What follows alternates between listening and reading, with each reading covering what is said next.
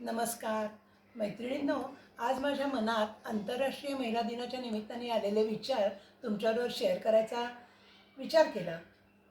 सगळ्याच मुलींच्या, स्त्रियांच्या मनात हा विचार असतोच, पण आज तो मी मांडायचं ठरवलं.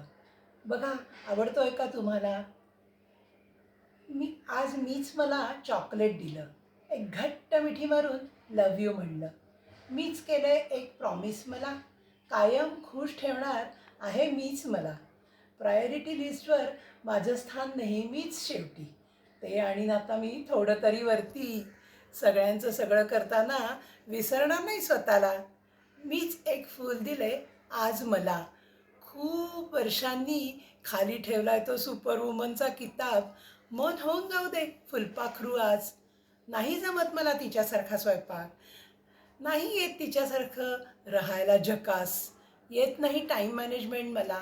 गायन, माउंटेनरिंग आणि काही गॅजेट्समध्ये मी अगदी ढगोळा. आज मान्य आहे मला माझे सारे दोष आणि कमतरता, माझ्यातला वैशाख. कारण आज उतरवून ठेवला आहे मी आदर्श नारीचा पोशाख.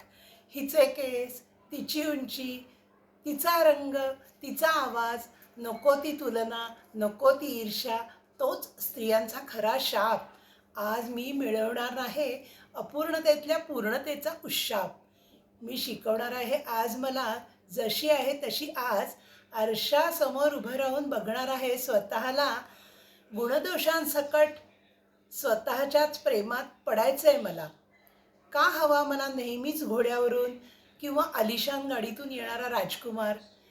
स्वप्नातला राजकुमार मीच होणार माझ्या सुखाची शिल्पकार.